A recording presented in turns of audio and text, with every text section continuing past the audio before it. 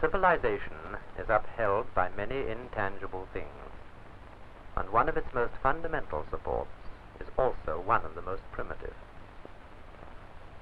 On nothing more substantial than a column of air, reaching from the lungs to the lips and set in vibration by the vocal cords, the fabric of our daily lives is reared.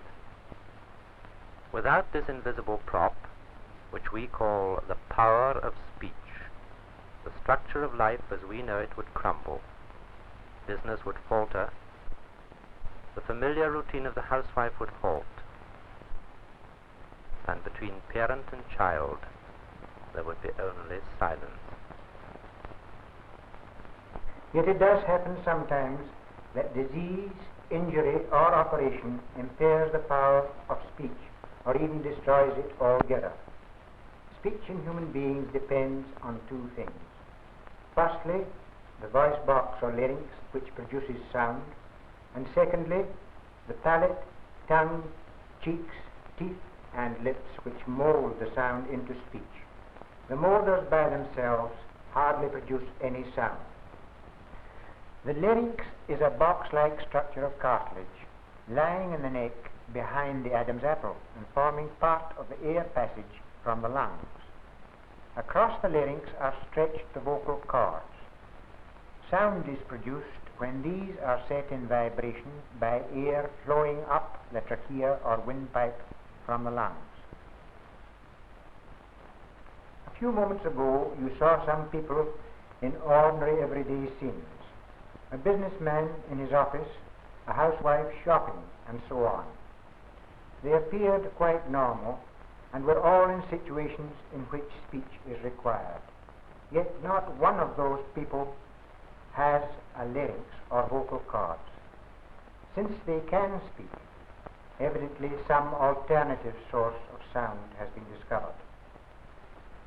Behind the windpipe lies the gullet or esophagus, the food channel. When food is swallowed, the epiglottis helps to prevent it from entering the windpipe. When the larynx is removed by surgical operation, the trachea is diverted to an opening in the front of the neck called a tracheostome. This serves for breathing through, but it can take no part in producing voice, as it is entirely cut off from the mouth. The gullet, however, still communicates with the mouth, and it so happens that it can produce sound, as when air or gases escape from the stomach in belching. Then the narrow upper part of the esophagus acts like a false larynx, and if this sound can be made at will, there is no reason why it should not be molded into speech. This can be done, and it is this esophageal speech which our friends in the earlier part of the film were using. They were swallowing air into the esophagus and then regurgitating it to produce sound. Get Mr. Duffy on the phone, please. Learning to speak in this new way takes time, of course, and the patient's training should commence even before his operation. If he can learn to swallow air and regurgitate it at will, his chances of acquiring a good voice afterwards will be greatly increased. Is that Mr. Duffy? It is, Doctor. Could you find time to come to the club this evening and show us how well you can speak? I think so, Doctor. If anyone wants to hear me. I can guarantee you an audience. How are you getting along? Very well indeed.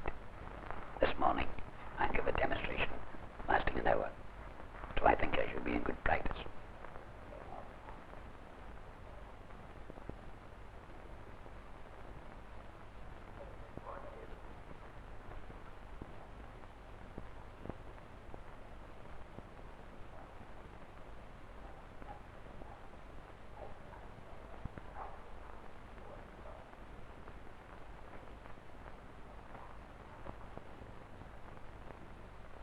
Good evening. Good evening, Doctor. All keeping well? Very well, thank you. I hear you were at Wembley lately. Were you pleased with the result?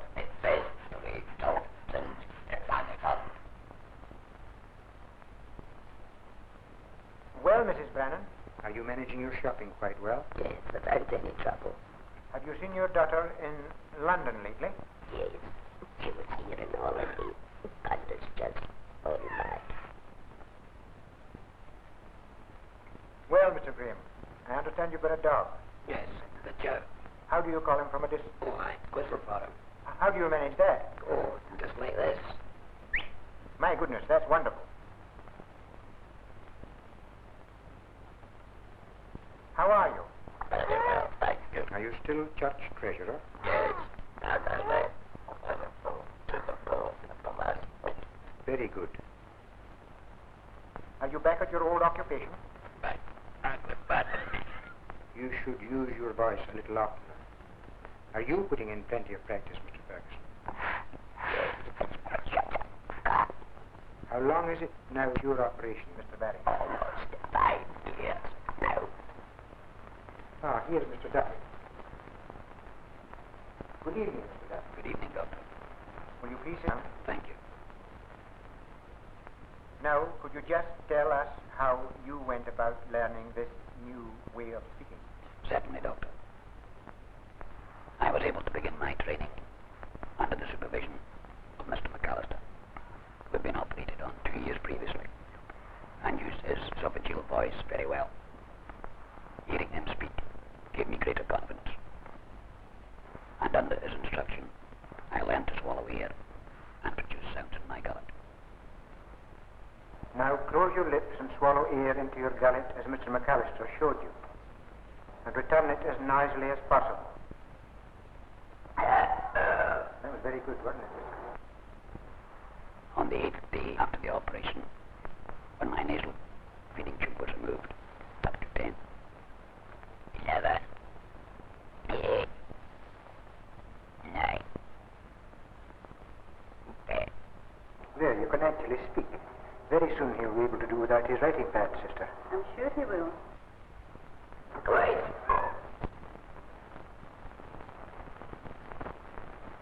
Through continuous practice in the forming of words, I was able to listen.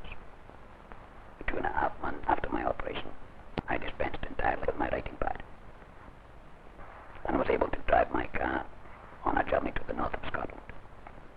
And I spoke to my wife on the telephone every night. Next month, we are putting on the market a small machineless clamp unit. I am sending you a dozen to try out. Thank you very much, Mr. Duffy. We'll be seeing you on your next journey then. Goodbye. Bye.